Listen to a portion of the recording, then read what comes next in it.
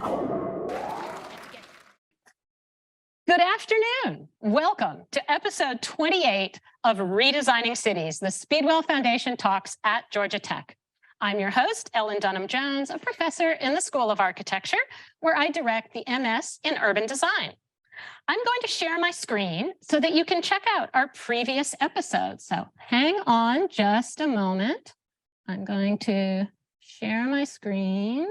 So, as you can see, we have covered a wide range of topics in this series, and they're all available on the Redesigning Cities website, also on our YouTube channel, also on our Podomatic channels. Contact us if you'd like to be put on our mailing list, and you can attend either in person or on Zoom. Now, before we get started, I'd like to ask all of the folks, both online and in the room, to get out your phones, and I want you to go to slido.com, SLIDO.com. There, if you enter the code, and we'll put this into the chat, of 296-8088, you can post questions throughout the talk and like other people's questions. We very much want you to post questions, and I will moderate Q&A based on what is posted on Slido. So again, 296-8088. So folks on Zoom, you are welcome to use chat to connect with other online folks, but I will not be moderating Zoom for questions. We'd also love for you to follow, tweet, or post about today's talk on social media. And now, for those of you in the audience, while you have your phones out, please put them on silence, because we are recording this event. Now, I also want to call your attention to the terrific series of lectures for the rest of this semester. These lectures will be recorded, but they will not be streamed. So we really want you to come in person if you're nearby. And if you're not nearby, then we will be recording everything, and we will post the recordings of the lectures soon to the School of Architecture website, as well as several to the Redesigning Cities website. I will be conducting Redesigning Cities interviews separately with several of the speakers. So we truly have a pretty action-packed next few weeks. Next Wednesday, February 8th, will be the first of a new series of talks organized by Ingeborg Rocker called the Atlanta Talks. The first one is going to be reimagining regional scale infrastructure systems with Ryan Gravel, well known to many of us here in Atlanta as really the person whose thesis here at Georgia Tech conceived of the Beltline and is now interested in how to reclaim other forms of infrastructure. Doug Hooker just retired as the CEO of the Atlanta Regional Commission, and Kate Orff, professor at Columbia and founding principal of SCAPE, will be presenting her firm's work for 125 miles of trails and other amenities along the Chattahoochee River. So a lot of just discussion of different, really big forward-thinking, big ideas about infrastructure for that one. The following week, Bjarke Ingels of BIG is coming. More details will be forthcoming about exactly where. Then on February 22nd will be the TSW lecture, annual lecture on urban design. And I'm delighted that we're going to have Dan Parolic here. He is really the main voice for missing middle housing. He's designing right now the first car-free community designed to be car-free in the US.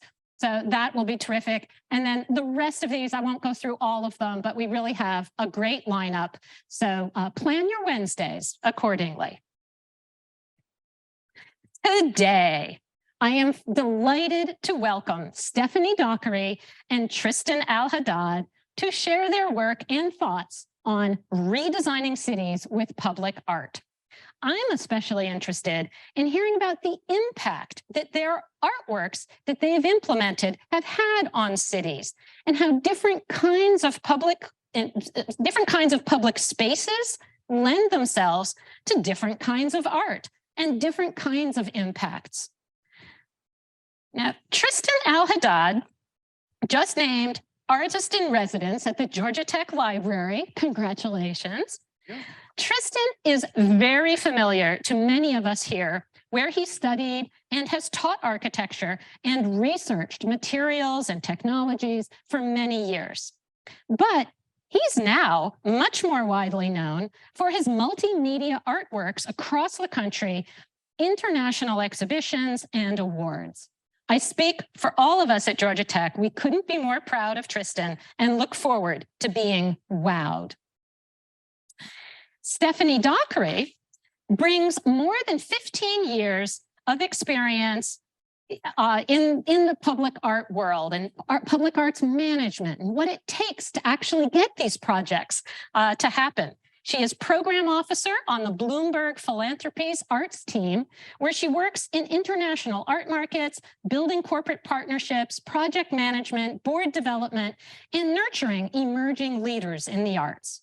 In particular, Stephanie manages Bloomberg Philanthropies Public Art Challenge, a national competition that supports temporary public art that addresses civic issues in cities throughout the U.S. The projects to elevate the creative sector, they forge public-private partnerships and have catalyzed more than $100 million for local economies. And the deadline for applying for this year is February 15th. So the talk is very timely. And with that, I'm going to invite Stephanie to share her screen and kick us off. Hi, everyone. Thank you, Ellen, for having me. So excited to be here with you all. Let me know when you can see my screen.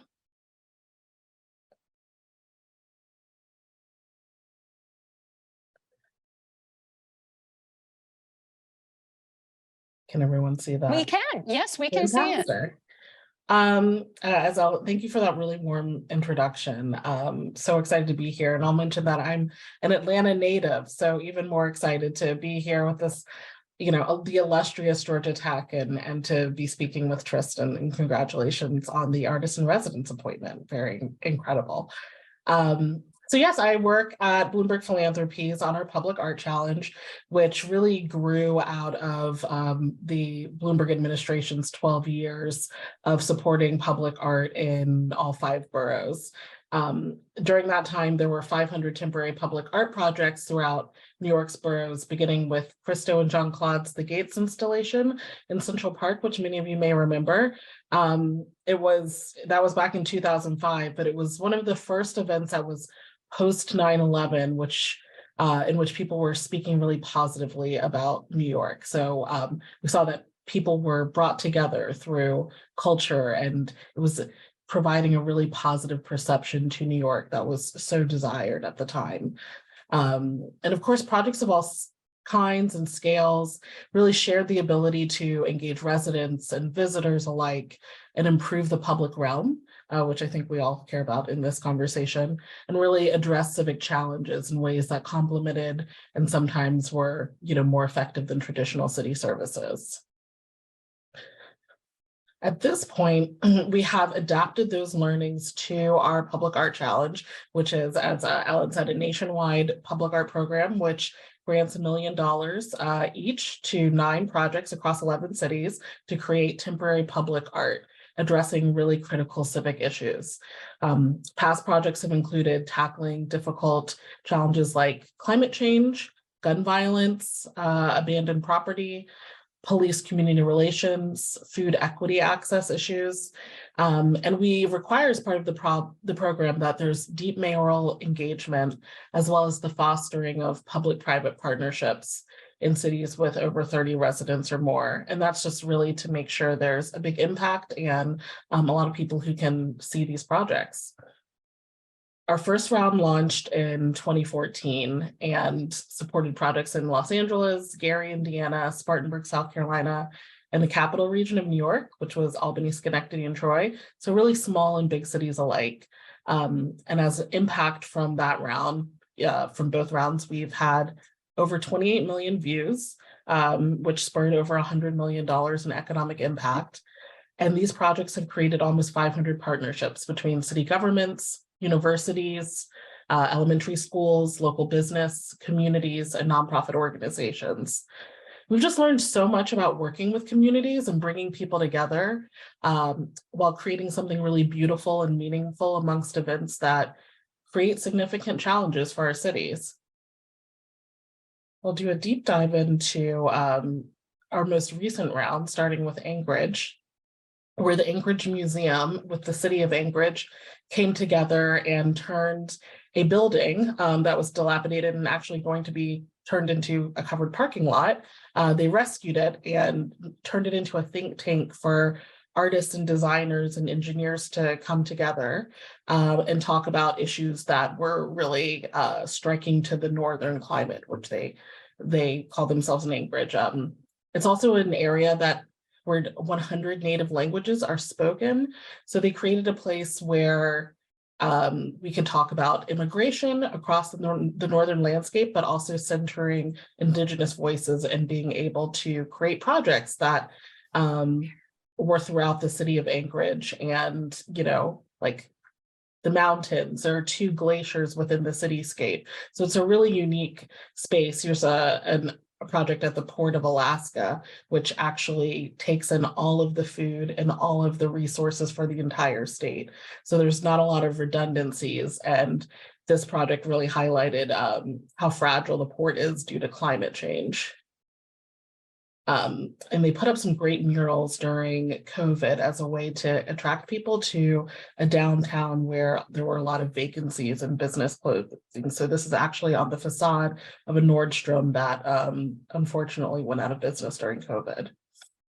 And another project, We's Up 2 and the Seed Lab lawn. So again, just outdoor projects bringing people together. And this mural is on the facade of a local cafe for outdoor dining and really bringing people to restaurants during COVID shutdowns. Our project in Camden improved neighborhood perception by transforming a series of vacant lots plagued by illegal dumping into venues for public art alongside major transportation corridors like highways, bike paths, etc. The city of Camden spends $4 million annually to try and clean up illegal dumping sites, but once they were cleaned out, they got dumped on again. So they had the brilliant idea to turn these spaces into public art venues. So a local museum, a university, and the city came together to install our projects on 6 of the most sensitive sites. And as a result, the dumping stopped at those sites. And a series of robust public-private partnerships have been created that continue to benefit the city.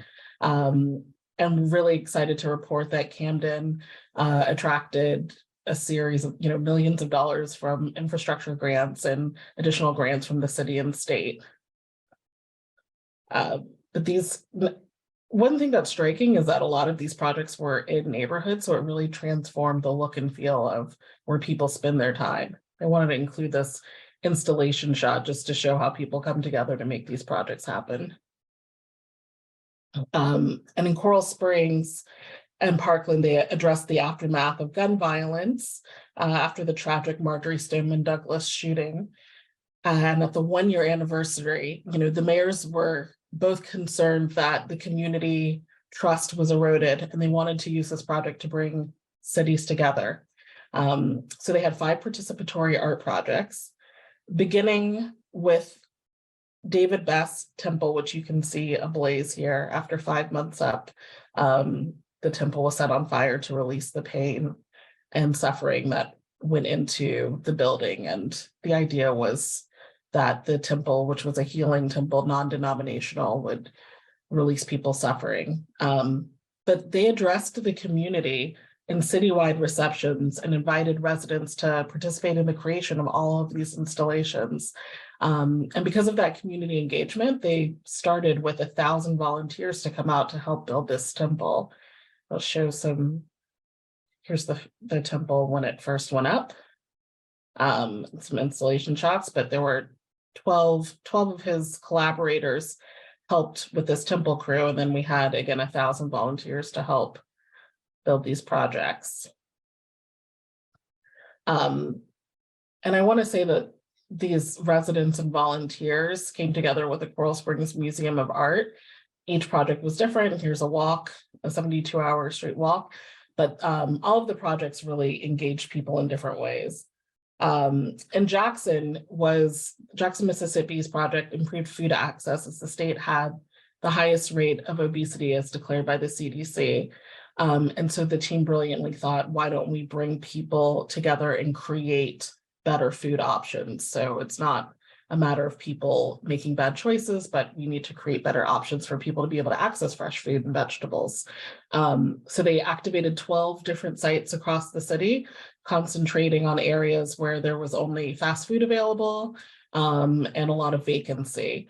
They created the first organic urban farm in the city, a learning garden at an elementary school, developed a documentary on PBS, which won a Southeast Emmy, and redesigned the oldest state park in Mississippi. Here's their urban farm, which had edible and non-edible plants. Some murals that they developed with local artists during COVID shutdowns. And of course, the kids getting involved with the planting at the learning garden. And lastly, a ground mural that went down towards the state capitol.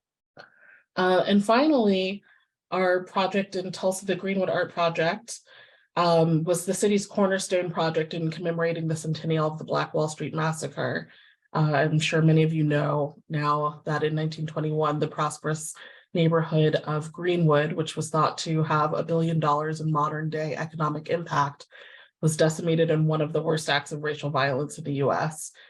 Sparked by an angry mob. Hundreds of Black residents were killed overnight and over 10,000 left homeless. And in defiant resilience, the community immediately rebelled. But Greenwood was ultimately destroyed again with underinvestment and really harmful city planning, which drove a highway through the neighborhood in the 50s and 60s. The city of Tulsa, their Centennial Commission, and MacArthur Award artist Rick Lowe collaborated on the cultural aspect of the anniversary. And with that partnership, Rick and the team embarked on a 3-year community engagement process with hospitals, schools, business leaders, and of course, lots of community, and utilized this GAP van, the Greenwood Art Project van, to help them get around, particularly during COVID, to reach neighborhoods outside of Greenwood and throughout Greenwood, to heighten community engagement. And their projects included historical events. Here's our opening where the mayor gave the project a key to the city. You may have heard of the group Fire in Little Africa. We supported them, and the public art was actually a range of like murals and historical events and performance art. And here they did a heritage parade to recreate the glory of Greenwood Avenue, but also to highlight and showcase the history of parades in Tulsa. Some more great parade shots. This is Sarah Maud's piece that recreated the tents where people had to live in after their homes were completely decimated, utilizing marigolds to show the fire, but also the rebirth. And then the project, as a leave behind, worked with the state Department of Transportation to create this pathway of hope. So they took the highway that ultimately destroyed Greenwood and made it part of the neighborhood with photographs by Don Eaton that celebrated local civil rights heroes. And here was the opening of the project, showcased documentary screenings. So I just wanted to highlight all those projects to show the various ways of, we think of public art sometimes as statues and plazas, but the practice and artists are always evolving and pushing us towards thinking of public art and engaging with different people to really expand and broaden our understanding. I've put this up here in case any of you are interested in applying for the current project. But with that, I will get over to Tristan. All right, Tristan. Can you find your slides? Great, Stephanie, thanks. So while I'm finding my slides, and there they are, okay. So I'm gonna approach this probably from the exact opposite perspective in that I don't redesign cities with public art, I make public art. And so I'm gonna talk about my work, and then maybe that can draw out some ideas about how public art could be used in order to think about how cities are redesigned. So I'm gonna read just a couple of things here. This is kind of a thesis statement from my practice formation studio, because I do think it provides a lens through which to look at all the work. So I'm just gonna take a second to read this. Formation Studio is engaged in acts of art, architecture, science, and research by working across multiple disciplines and with many collaborators. The work is currently focused on projects at the scale of furniture, fragment, spatial installation, sculpture, and urban landscape, all of which are understood both in terms of discrete objects, spaces, systems, and in terms of a particular creative methodology, which is scaleless and can be applicable in various projects and at various scales. The work is bound by a common theme of creating visceral experiential sensations and exploring concepts of matter-energy transformation, each as a unique response to the specificity of the project context. That's really important because what you're gonna see is a broad range of work, and you're gonna say, well, is this all kind of from one person? Because really we respond to the projects, the commissions. This work produces an abstracted pre-linguistic experience within the city and thus provides for moments of shared empathy amongst all viewers and in both synchronous and asynchronous contexts. I think that's really important, and it's how I think about the work, because it becomes the shared experience of these pieces that allows for the impact on us as a community, as a city, right? Within the context of this conversation. There's a little piece we did on the Beltline. Okay, so in thinking about this presentation, I started thinking about the work and kind of a framework for talking about the work. So we'll talk a little bit about ephemeral tactics. We'll talk about aesthetics. Aesthetics is very important to me. Beauty. This keeps going forward. Beauty, being, and feeling. And then the last project, societal commentary. So those are kind of three different things, and just use that as the lens to look at the projects. Now it's just going to be on autoplay. So this is a project we did as the representative, the U.S. representative of the Biennale in Colombo in Sri Lanka in 2014. The piece is called Womb Tomb. And the first image you saw was of a stupa, which is a traditional burial structure in Sri Lanka made of masonry. So what I wanted to do is take that kind of historical typology, that language, that cultural reference, and to transform it into two apertures. One dealing with the horizontal, dealing with the the way in which we understand the what's the inverse of sacred? The profane world that we experience, and then another aperture which frames the sky to give us a sort of view towards the sacred. So this one device, which is a kind of transformation of the stupa, is doing both of those. So this video, which I'm not sure what's buzzing. So this video is showing a piece that we did. It was a 2-week installation. And what I think is super cool about this project is that we worked with local masons in Sri Lanka. So we developed the sort of intent of the piece, and we landed in Sri Lanka, 35-hour flight. And then I worked for 2 days with the masons, and it was kind of like a performance in and of itself, in that we had this bonding pattern, and we had a kind of general shape that we were after, right? These two apertures. But then it was about developing this almost dance with the masons. And so what we did after 2 days, and the masons understood the bonding pattern and how the piece would go together, then I drew out each course of masonry from the drawings that had been created, and they would come behind and they would assemble that layer, that course. And then in the end, after 7 days, we were left with a really beautiful installation. So here you can see it. So this is all just simple clay brick, a very simple material. It's the material used most in local construction and local infrastructure. And another thing, I guess two more really interesting sort of outcomes of this. One, at the end of this project, you're going to see the masons that we worked with. I think there were 14. At the end of the project, the masons, the one guy who could kind of speak English, he said, this was such a great experience because nobody's ever asked us to make something beautiful. People only ask us to make 2-foot utility walls, and that's all we do our whole lives, right? And they got to make something beautiful, and they really enjoyed it, and they appreciated it. And I think it was somewhat transformative for them. The other thing about this project, because it was a temporal piece, and because that is really important, if you're thinking about the waste stream of making temporary art or making temporary anything or making anything, period, then you should be thinking about how that material is used after its life that you're designing for. So all of these bricks were designed and said they're all dry stacked and they could all be disassembled and reused. The masons were able to reuse them. So we'll let this play. I think this is toward the end. Okay, so that's the sort of tactical, ephemeral tactics. The next project I'm going to show is a project here in Atlanta called Stealth. It was designed with Jim Case of Uzina Case Engineers. And this piece, it's going to move very fast here. So it's really a kind of interlocking double anamorphic projection. So the intent is that the piece is sort of constantly flipping between two-dimensional figure and three-dimensional form.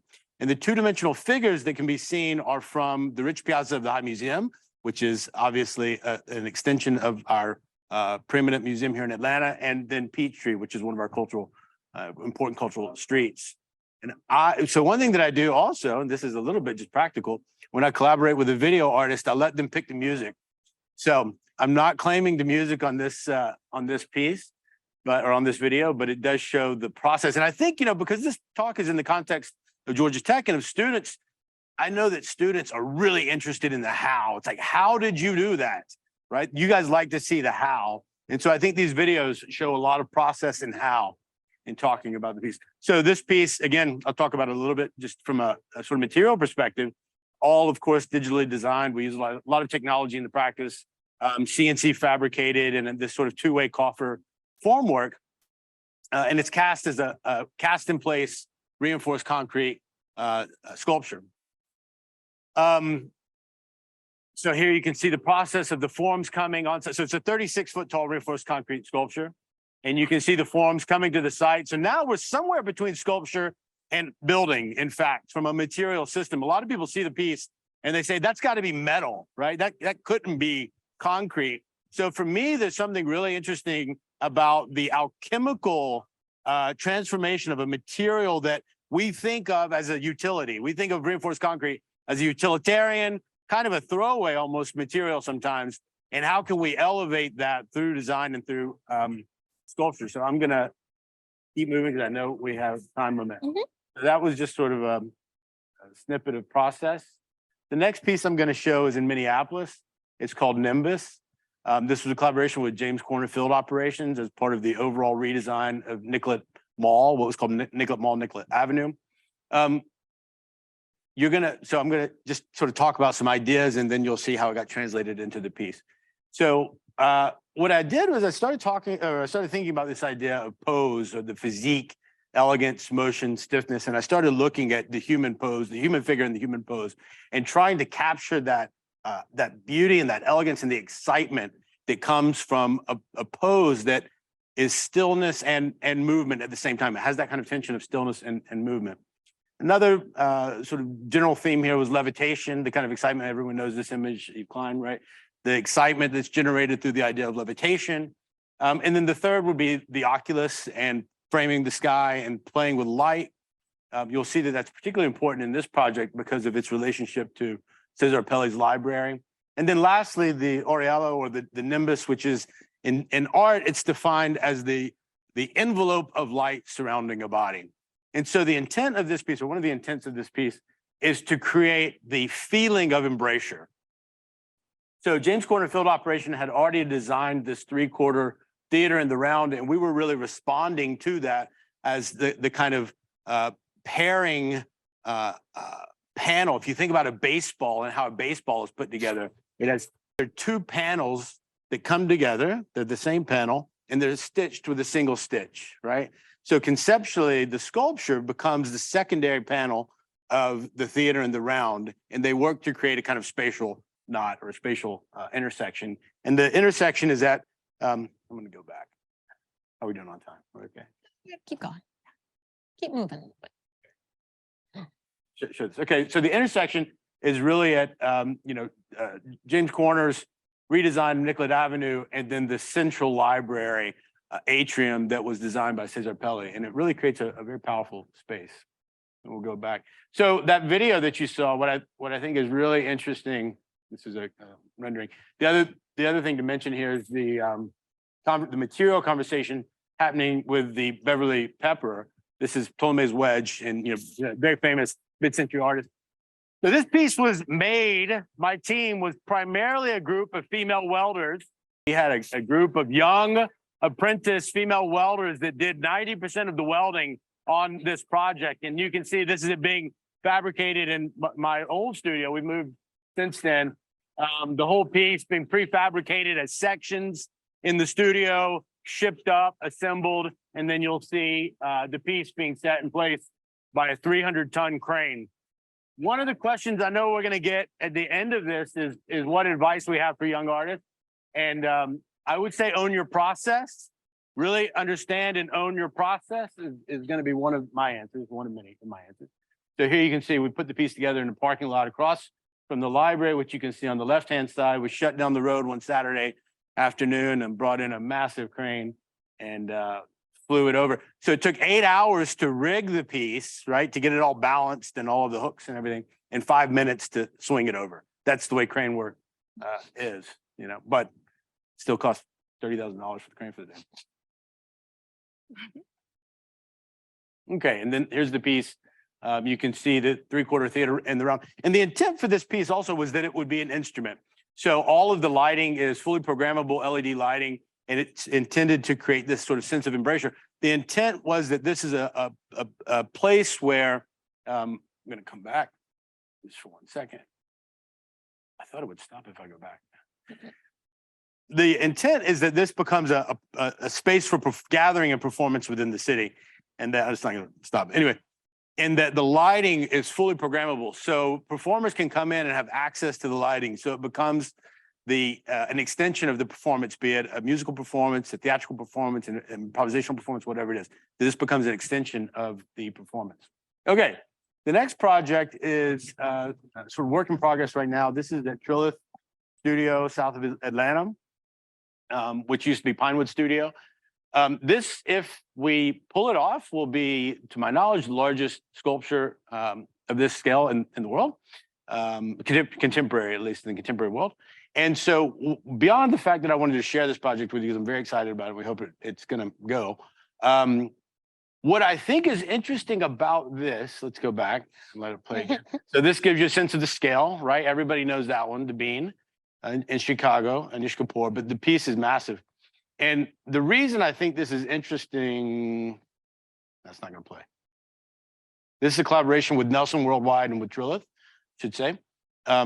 The reason that I think this is relevant for this conversation is that oftentimes public art and in the creation of public space is funded by and really initiated by business, right? And so I think this project is an exemplar, again, if it's actualized, of how business can use their kind of branding needs and their branding desires in order to create and fund the production of world-class public art and world-class public space. I should also say that two of the guys in the room here, Devin and Chaz, worked on this project for me last summer. So that's really fun. Okay. Man, I should have given it 3 seconds per slide. Can't keep up. Okay. Next project I'm going to show, and this is the last one, Current Conditions, which really is about the societal impact. So this was a collaboration with Henning Larsen and MSR Architects in Minneapolis. Again, they like us up there for some reason.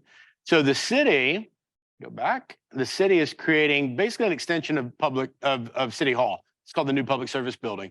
And we were commissioned to do a kind of two-phase project. In the first phase, to create a master plan for all of the public art in the building. We commissioned 17 artists, really turned out great. And in the second phase, to do the signature piece in the building, which we did in the atrium.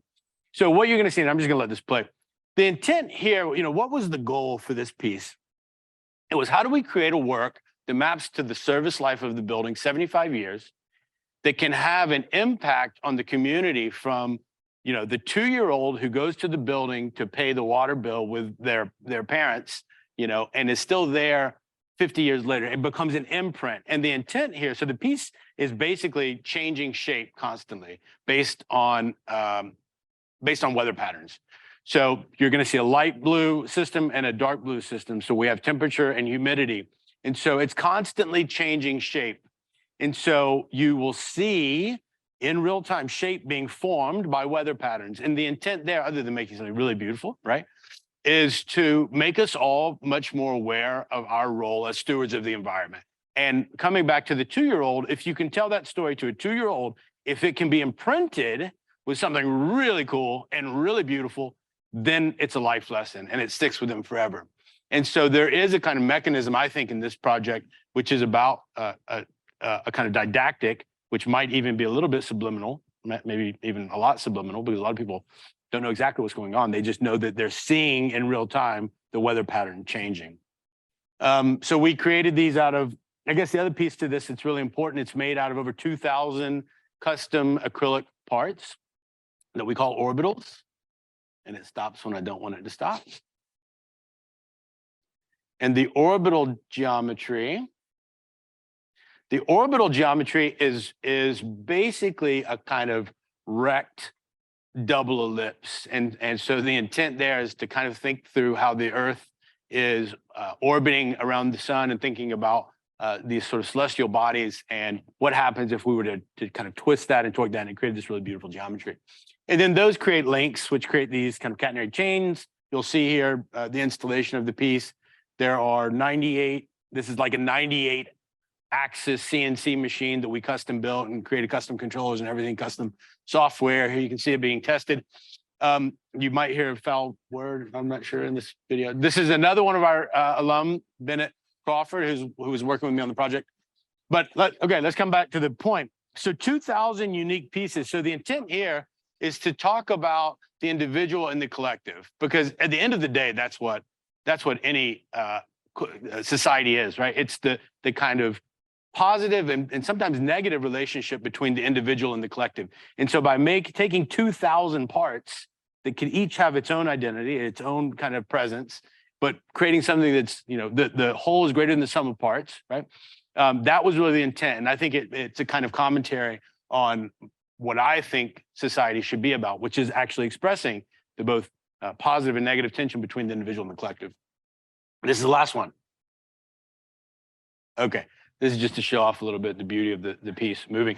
I will say that on Vimeo, we've got a really super cool performance that we did with 2 sound artists, Monque and Douglas, about a year and a half ago now. And so they did a half-hour improvisational sound performance where basically they would give us cues and we would make the piece move, and then they would react to the piece moving, and so on and so forth. And it was really, really beautiful. I hope you guys check it out. It's on Vimeo. You can kind of Google it. It's called Current Conditions Sonospatial Baptism, which is a great name. All right, that's all. All right.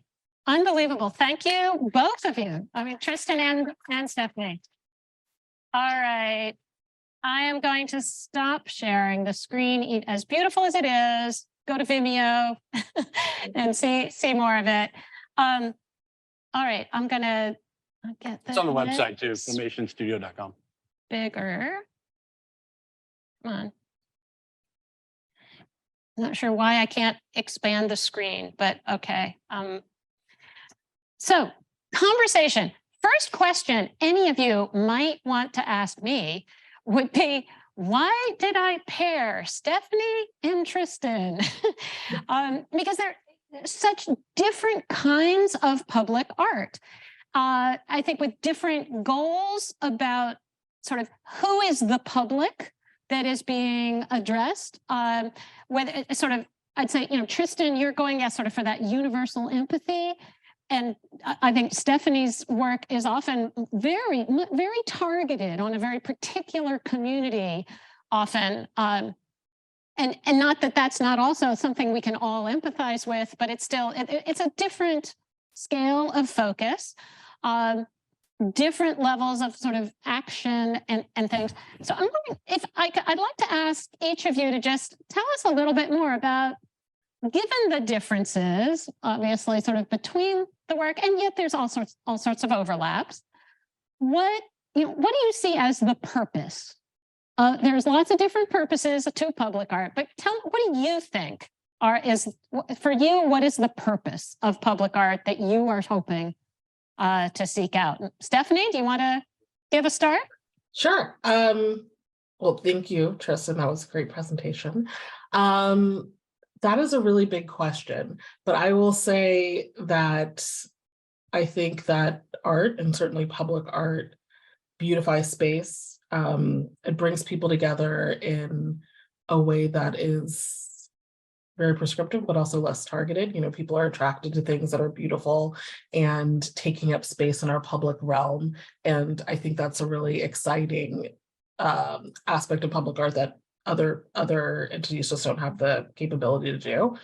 Our projects do target significant civic challenges. So with the respect to my work, I think it's interesting to bring people into a conversation about climate change or gun violence through art. Oftentimes it could be something that they don't agree with, but it challenges the way they think. And what's really important now is that it brings people together and has a way to get people to talk to one another. And beyond that, you know, our public realm, particularly in cities, like whether we're designing it or beautifying it, like public art certainly has the ability to highlight it. And I think that's really important in all neighborhoods, to make sure there are spaces where people can come together and they are beautiful and can be utilized. All right. Tristan, how much do you agree or disagree? I'm going to guess. These broad questions, you know, these super broad questions. Stephanie, you did great there. I was impressed. I don't know that I agree or disagree. I agree. It's not what you asked what mine. Yeah. Thank you. What's the purpose you were trying to do? What I'm trying to do, I mean, I completely agree with, I admire tremendously what Stephanie and her organization are doing. What I'm trying to do might sound a little odd. I'm trying to create an anti-intellectual experience, meaning a visceral experience, a sense of feeling that will provoke an intellectual curiosity that hopefully will be a lifelong provocation, and that it has that kind of feedback loop. Secondly, and I think I said this in the thesis statement, I'm trying to create and why I use the word pre-linguistic, I'm using words like anti-intellectual and pre-linguistic in university. It's kind of odd, right?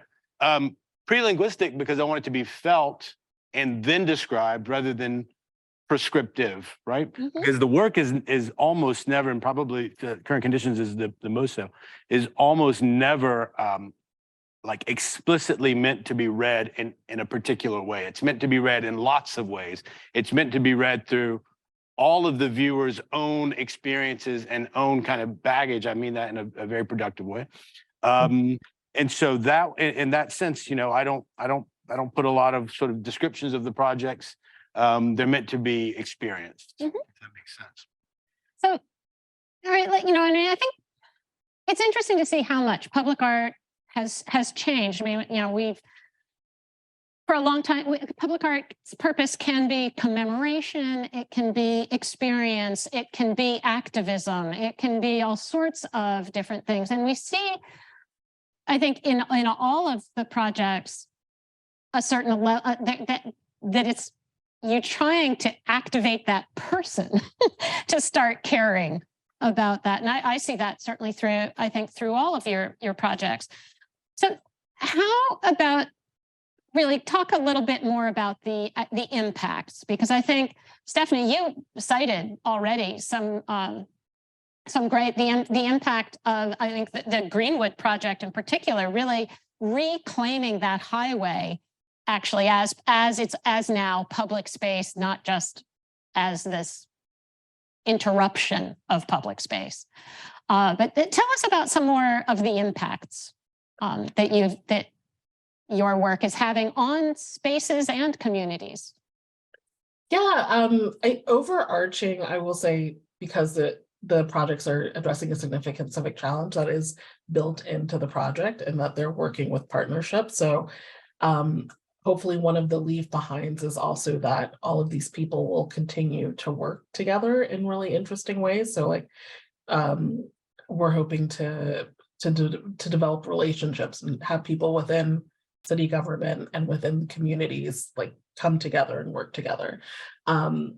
One of the impacts I mentioned from our Jackson project, which was the food equity project that developed the first organic urban farm in Jackson. So that is, a leave behind. Like, that organic farm produces food. It produced food during COVID when so many of our supply chain, and we saw just a lot of our systems failing. Like, this is a farm in a community that doesn't have access to a lot of fresh food, that's producing food for communities.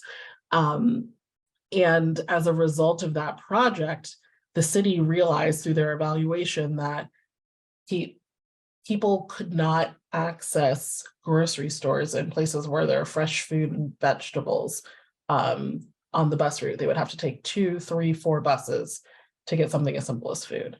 So they are in the process of redesigning their entire transportation system, the JTran bus system, so every bus goes directly to a grocery store. And I just think that's so interesting, because you wouldn't necessarily, you absolutely wouldn't think that an art project could help people, access food in that way, or that a city would pay attention, a city government would pay attention in that way.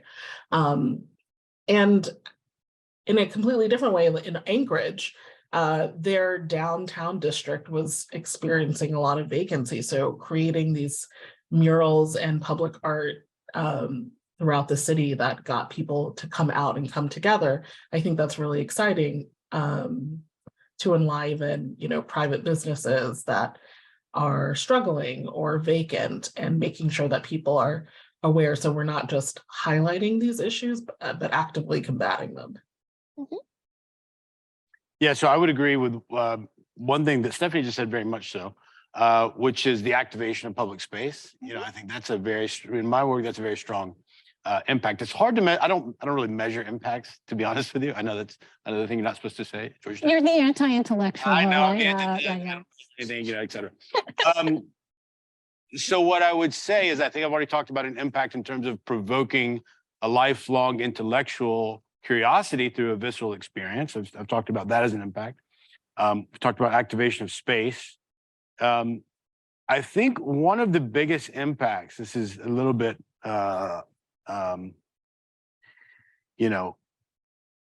tangential, but I was doing a little kind of touch-up work on current conditions last two months ago. And one of the best impacts is that when someone stops and looks at the piece and smiles and sits for 5 minutes in the middle of their day and enjoys it and thinks about it and takes a few pictures, of course, because that's what we do. But it's really not that so much as it is them stopping, thinking, and you can see not only the joy through the smiles and the sort of curiosity, but you can see that they're really thinking about it. And so for me, I don't know how you measure that, but anecdotal, that's the word I was looking for, it's anecdotal. But anecdotally, that's probably one of the best impacts for me, is when I see that one of the pieces creating a just joy in people's lives. And then I'll say one more impact for me, because, I was a professor for 17 years or so. So teaching, I guess, became sort of part of my agenda. And I think teaching, I have a lot of young people, oftentimes come from Georgia Tech, working for me. And so I think that there's another impact about training the next generation of artists, architects, designers, as part of the impacts of the practice writ large, not just the work itself. Absolutely. But now, yeah, I just to jump on that. So the next generation of artists and architects is maybe the biggest impact. That's huge. As a teacher and a professor, I'm a huge advocate for art's sake, of course. But I do think it is important to measure impact where we can, because when we are all fighting and advocating for more art projects, other sectors can actually say, these are the results of what I do. Public health services can say, this is how many vaccines we put out, this is how many lives saved. And, we are improving lives. And in some cases, there are some projects that are saving lives. So I think it's important for us to be able to measure impacts that we can, because your projects are having a huge impact already, whether you're measuring it or not. And so I just think it's a great way to be able to advocate for more art in society. I totally agree. I just don't know how to measure that in my particular case. well, and Mayor Bloomberg, when he was mayor, was famous for always saying, bring me data.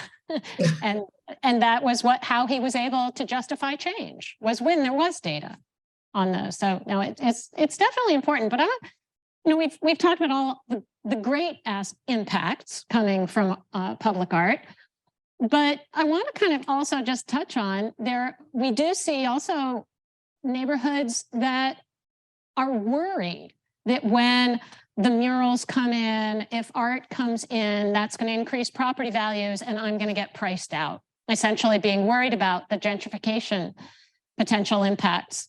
We certainly have seen that in Atlanta, of folks being concerned about that. So what are your thoughts on about that? I know, Stephanie, you have some thoughts about that. I have some thoughts. I don't necessarily think it's fair that gentrification often gets laid at the feet of the art sector. And I do think everyone deserves beautiful spaces and beautified spaces. And art is often a way to highlight, an issue that's happening in a way that, there's only so much money, but art can bring attention, it can bring press. And most importantly, bring people together, to Tristan's earlier comment about people like walking by something and having a beautiful experience and that staying with them. And so people in those communities absolutely deserve that. I would say a way around that, I think it's really important, like the term you just used was like murals coming in. Like, I think it's really important to work with the communities who are there and not to think best, or I think it's good to work with people, talk about the projects that you'd like to do, hear what they're interested in. And there's a lot of potential for partnership and collaboration. I'm certainly not an advocate of just going in somewhere and putting things up, but I think that over communication and inviting people to be part of a process is incredibly valuable, and you will have a better project, a better result because of it. I know. I mean, one of the other impacts often of art, whether it's sort of the temporary murals coming in, or even yarn bombing or tactical urbanism, painting crosswalks and streets, is that often when art comes in, crime goes down, because it simply already is showing that someone cares about this place. This is not just a sort of no man's land, or a place that no one's watching, and anything, and crime and I think will go unnoticed. Camden project actually was super interesting. And I would love to know if those pieces truly do keep people from dumping there. That would be absolutely spectacular. Yeah, they did. My studio in Southwest Atlanta, people dump stuff all over the place. I'm very familiar with this. Usually it's tires, which are the worst things to dump. But if that, I'd love to keep track of that and see how that works, because that's spectacular. I really think it's amazing. Yeah, and the project was over a year, so there's some of the projects are still there, but they're temporary. What was interesting was, really in that case, the issue is vacancy, not just dumping. So this is a space, it's unprotected, people care about it, but no one's, monitoring it day to day. So when the art projects went up, it was very clear, like, someone cares about this, because the city had been cleaning out these spaces. And then once the art projects were up and they were done in collaboration with the community, the neighborhood really became like defenders of the space. So on one of the sites, they put up an additional mural, and they put in, as part of the project, there was a pizza oven. So people used it to cook, and people would come out for like barbecues. And so it became part of the neighborhood. You should have burned the tires for the oven. That would have been great. It's flavorful. So I think also just having people around, just that helps combat, the issue with vacancy. And a lot of the dumping that was happening was construction from around New Jersey. They'd come off the highway, and they think of Camden as a city that people don't care about. So part of the project was to increase neighborhood perception. And it's like, that's not fair. You're just going into what you think is a space that people don't care about, and people care very much about this, and they deserve to have a beautiful neighborhood. Absolutely. So I would add two things. I don't know that I totally agree with the premise. Artists, I mean, it's a little bit of a structural issue, because artists take over spaces that are available, right? So typically those tend to be leftover spaces. So you have leftover space, typically has lower value. So artists go in and they do a project. And so that's also what developers do, right? So it's actually kind of a parallelism rather than a causality. So I think that's number one. And then that snowballs into, okay, up and coming neighborhoods. Somebody wants to make their project even more desirable. So they hire an artist. So I think I don't think it's as causal as the statement makes it out to be. I think it's a little bit more, I don't know, just embedded. Well, I mean, we live in a world of multiple publics, and some folks are going to see causality, regardless of whether there was any actual direct causality. So I lived in Valparaiso, Chile for a semester, and teaching on Fulbright. And this city has some of the best graffiti art in the world. I mean, spectacular. But I promise you, it did not increase the value of the neighborhoods where that work was, right? So I know that's a different context. So I just don't think it's causal, but that's just my view. No, I think that's a good point. I mean, I brought it up because it's a topic that does need to be discussed. So I'm going to shift topics though and sort of talk about how today we are living in this, and especially post-COVID, just this increasingly tele-everything world. We spend a ridiculous amount of time looking in front of screens. We are inundated, saturated with images as much as we want to be, and often more than we want to be. How does that change how effective public art can be, how much people want to engage with public art, or does it not?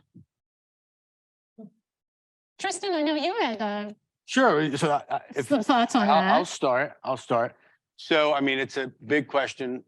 We could tackle it from lots of perspectives. But here's what I would say. I don't do social media and all that. A, because I don't enjoy it.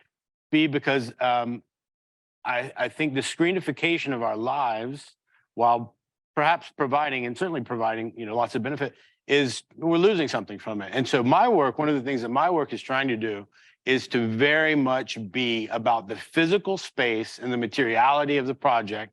You're intended to touch it, you're intended to feel it, you're intended to see it change as the light changes throughout the day.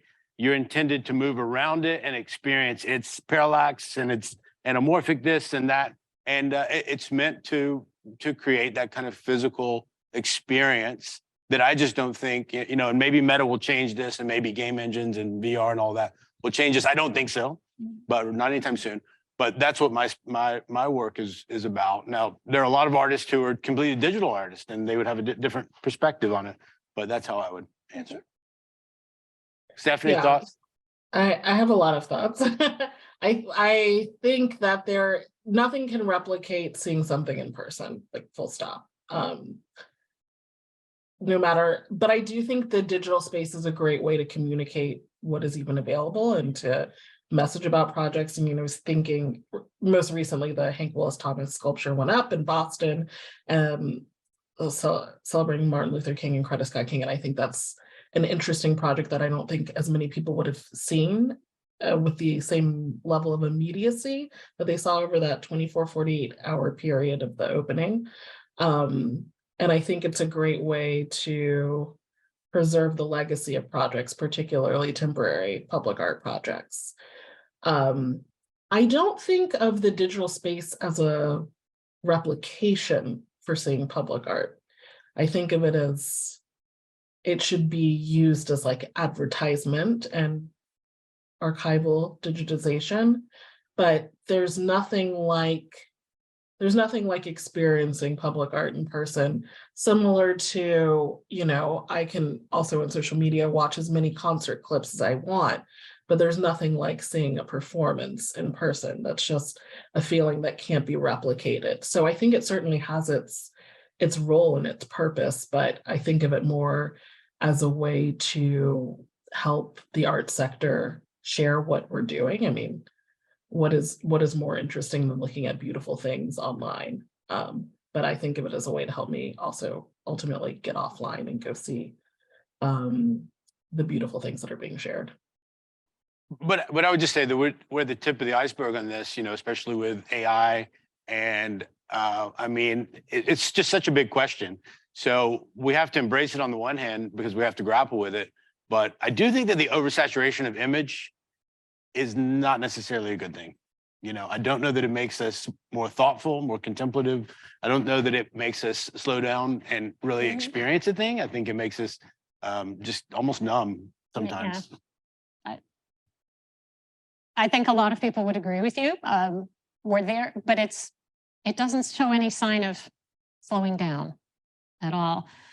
Speeding up, actually. Yeah, exactly. So, all right, I want to just encourage, I just have gone into Slido and we do have some questions from the audience, but I just want to also encourage folks online and in the audience to post your questions on Slido. Again, the code is, sorry, the code is, where'd it go? 2968088. While folks, you know, go ahead on to Slido, you can like other people's questions if you have them. But while we're talking on that, while folks are working on questions, my research focuses on retrofitting suburbia. And a lot of what, you know, when we talk about public space, public art, we think of downtowns. We certainly don't think of suburban public space for the most part is kind of, you know, strip malls, and there are parks and public places in the historic little downtowns, but so much of our contemporary built suburban environment, it's just sort of hard to imagine much public art in there. Am I wrong? What do you do out in the suburbs? Do the suburbs deserve public art? Everyone deserves public art. Yeah, we'll see. We've done a couple of projects in what could be considered like the suburbs. Parkland and Coral Springs are suburban areas to the greater Fort Lauderdale and Miami. And that is where we had the Healing After Gun Violence projects. And because, you know, when I think of suburbs, really, it's people in their homes, they have their own lawns, in some cases they have pools, like they're very contained within their homes and maybe a cul-de-sac or their neighborhood. What was interesting was that people came out and the spaces we took over were, you know, vacant spaces, the former city hall lawn, a sidewalk that they wanted to develop into an art walk. These spaces that like people wouldn't really pay attention to. And we got people to come out and like help build that temple or participate in the opening of like the super billboard that's on Peace and Love, which you can see as you're coming off the highway. So, you know, people are in their cars driving by a space that they would not have paid attention to for maybe the last 10 years. And then with the activation of public art, it becomes something that's beautiful and utilized and like hopefully makes people think differently about these spaces. Like what is the legacy of them? What can they be used for in the aftermath of a project? So I definitely think suburbs deserve public art, and there's a lot of interesting things you can do. You're preaching to the choir to me. I mean, absolutely. It is. Take dead malls and make them into public art. Exactly. I mean, those parking lots are crying out for some artistic love. So I would share two thoughts on suburban public art. One is, and it's really just, you know, observations. One is the question of scale, the spatial scale and temporal scale. You know, everything is bigger and faster in the suburbs and based on the car, on the automobile. So public art has to operate in a different way. So I think about like sort of sequential lenticular projects that you see on the Autobahn or, you know, on trains in Europe. Those work really well because they're very efficient. I think the key to doing good public art in the suburbs is economy.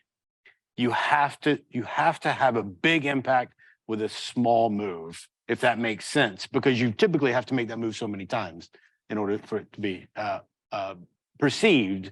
So I think economy is really, really important in suburban spaces. Then I think the opposite of that is that maybe there's completely different opportunity in suburbia.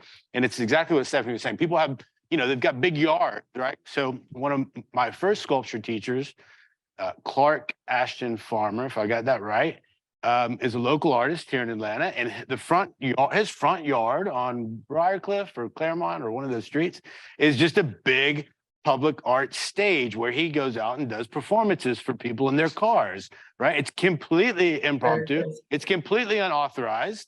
And or I think about the Watts Tower. Unbelievable, right? Completely unauthorized, completely hobbyist, if you will, though I don't think there's any hobby about it. So I think that the opportunity there is that people have time and space. So that time and space that is a negative from the kind of maybe professional perspective actually becomes a positive, and a potential from the, the weekend warrior, shall we say. I really hope, I hope you're inspired. I hope the suburban world is listening. All right, we have some questions. I was going to say, I'm also interested in what is there a specific purpose? Because you can put up, cities have there are all of these areas, like you can put up something beautiful in a city and people will have opinions or not. But in the suburbs, people are a bit more connected. It's where they live, it's their neighborhood. And so I'm interested in, like, why are we putting this up, and what are we trying to provoke? Are we trying to beautify? Are we trying to provide a counter to what is somewhat a very pre-planned living experience? I'm interested in, like, the idea of what suburban public art looks like, and how it's addressing living among its audience. I think that's a really great question. I mean, especially because the majority of Americans live and work in the suburbs. We think of the suburbs as somehow just being residential. No, 80% of jobs in the US are more than 5 miles from the central business district. So and yet there is sort of it's just not as connected. So there's, I think, a lot of opportunities. But I want to I could talk about the suburbs all day. But I want to get to the questions from the audience. So one for you, Stephanie, how can organizations like Bloomberg's Philanthropies build capacity for large, complex projects, e.g. training artists as unique requirements of public art and convening those really essential partnerships? That's a great question. We do provide convenings for our partners. So we bring everyone together, and so the cities can learn from one another. Building capacity is so important, and I think that comes from partnerships. An artist isn't necessarily attuned with what is going on in a city government or a private business, and vice versa. They're not thinking the way artists do. And I think there's a lot of interesting knowledge sharing that happens throughout these really unique, complex partnerships that are developed. There's also a lot of capacity developed and learnings developed, whereas, each city is responsible for building out their own team, but there are a lot of local artists that come on board that don't have a lot of this national recognition. And so this is a great way for them to get that experience, build their portfolios, and have, like, huge press moments. When Tristan was sharing the work he was doing in the work you did in Sri Lanka at the biennial, I was thinking, like, what an amazing experience for the local Masons. They get the opportunity to build something beautiful for the first time. And now they've worked on an art project, not like just created this brick wall. And so I think there are a lot of opportunities for the artists we work with to build at scale. They have, potentially bigger budgets than they have before, and their work gets incredible press and shared around the country. And so I think we've seen a lot of the artists that we work with go on to bigger opportunities.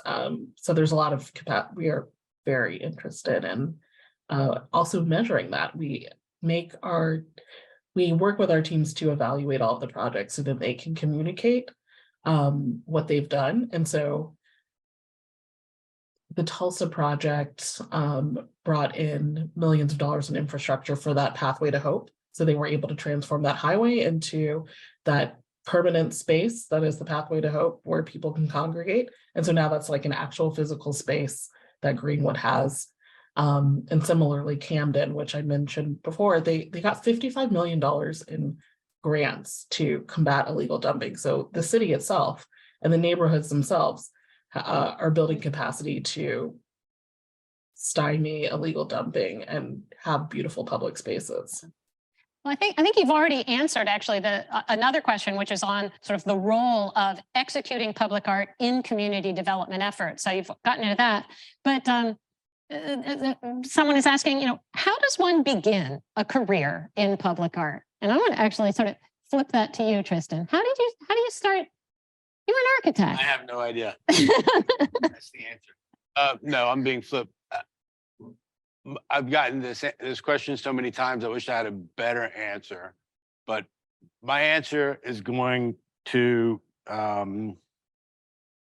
it's going to sound obvious, but sometimes obvious answers need to be stated. So I think you just have to work madly. You have to fail often, and you have to keep going. And I think that's how you get started. And I think the bigger question is not how you get started. I think the bigger question is, how do you maintain? Mm. Yes. It's easy to get started. In fact, getting started is the easiest thing because you just do it.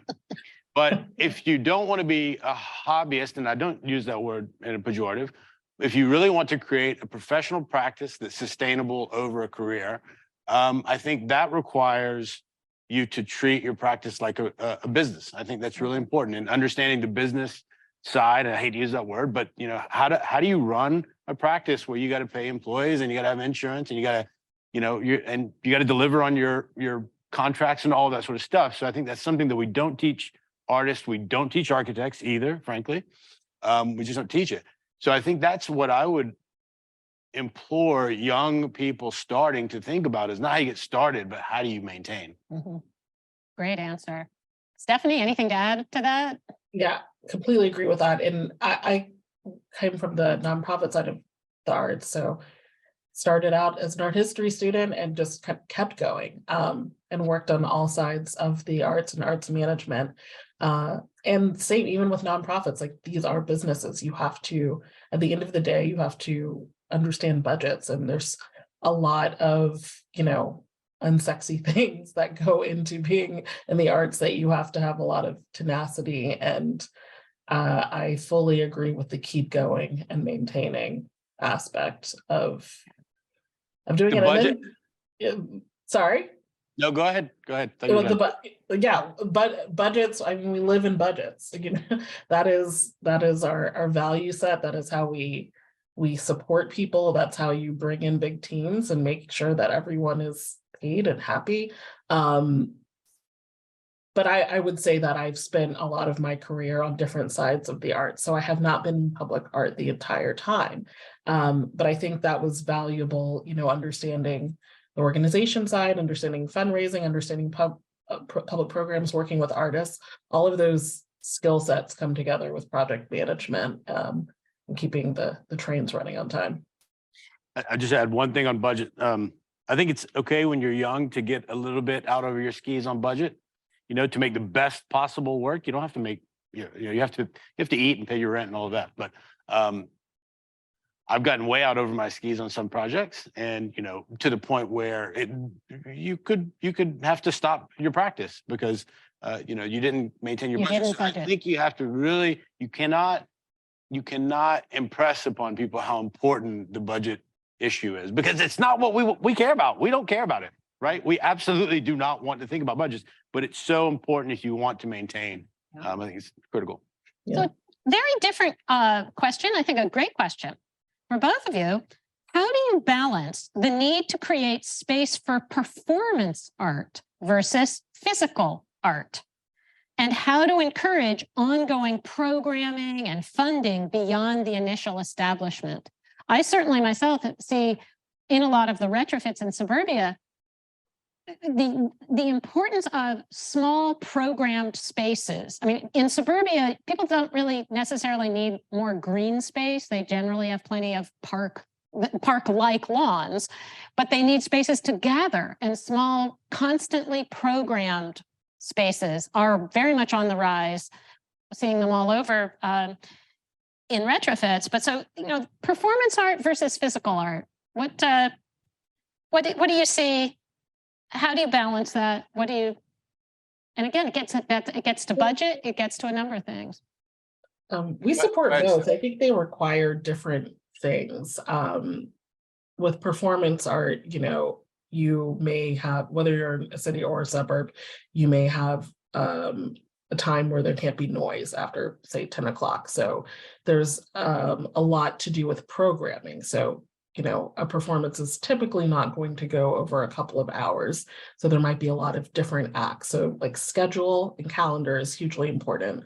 There are probably more technical needs. So amplification, artists have to hook up to hook up to electricity. You might have to put some electricity out in the field or wherever you are. Whereas a more traditional piece of public art is oftentimes more static. You still may have to put up lighting and things to make sure the areas stay safe and there's security. But performance art, it's more of a flash in the pan. It brings out people for that event for that couple of hours. So I think the staffing is different, and the security needs are a bit different.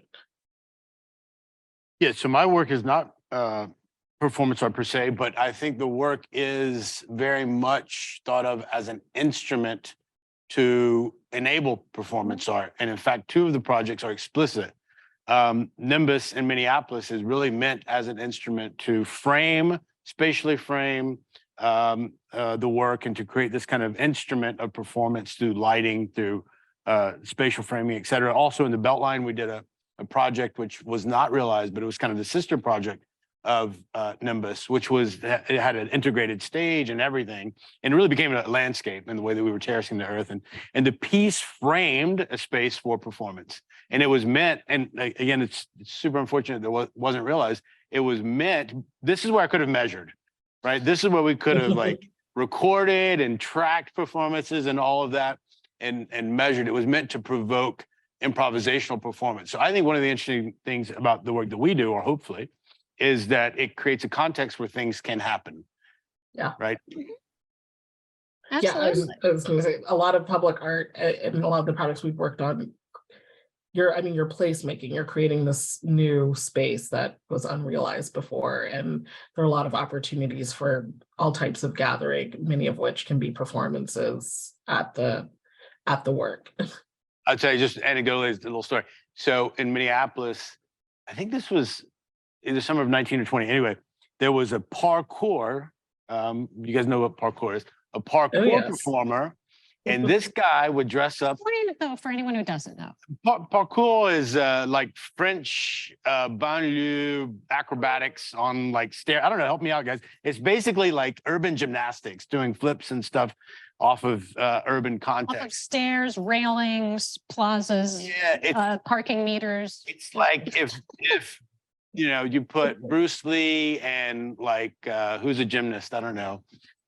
Dominic Dawes. Gabby. There you go. If you put those 2 together in the suburbs in Paris, that would be parkour. But anyway, so this guy, he was performing throughout Minneapolis, and he would dress up as Black Panther, like full gear.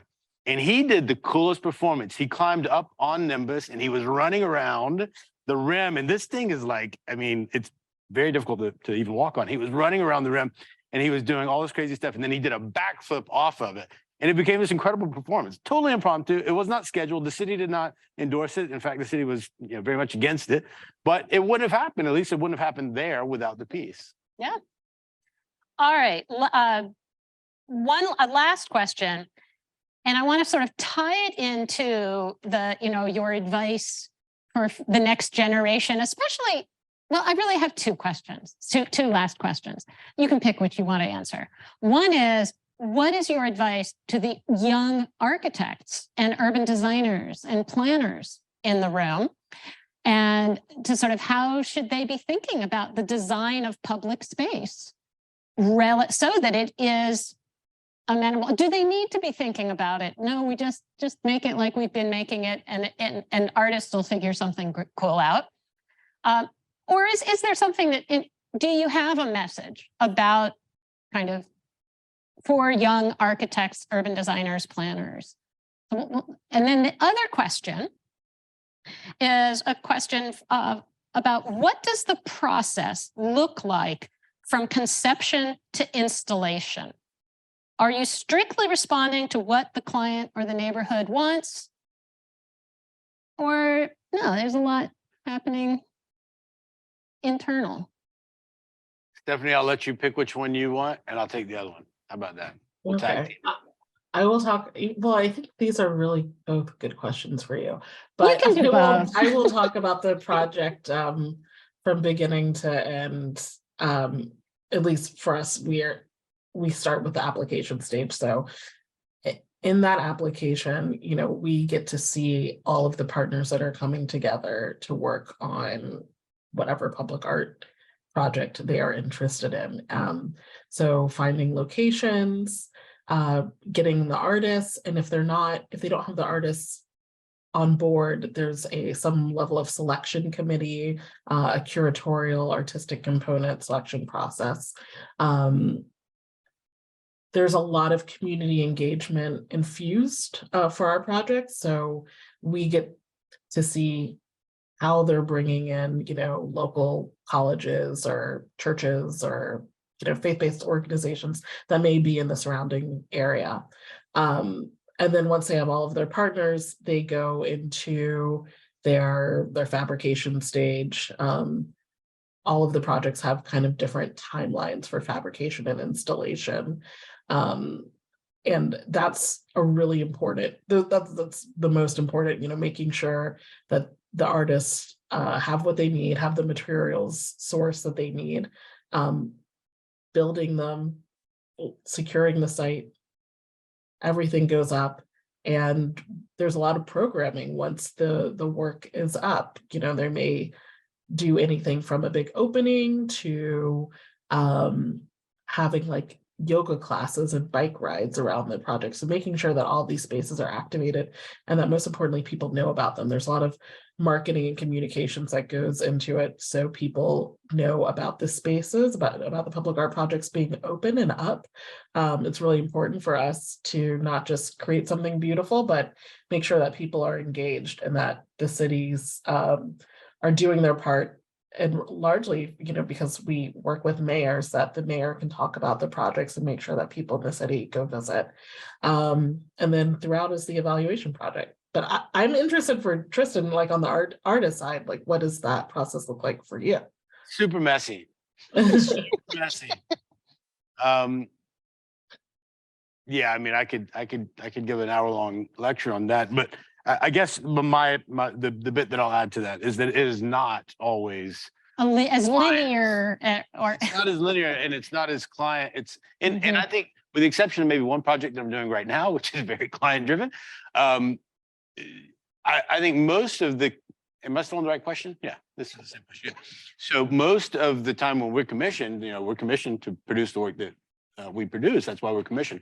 But what I would say is that I try to produce, like what I say is that I bring a set of intrinsic desires to an extrinsic condition, and I see what happens. That's kind of the intent, right? We're bringing a series of desires to a site, and then we put the two together, and then it's a chemistry project. We see what happens. But the process is super messy. We would need a lot more time to talk about it. What I would say is it's not linear.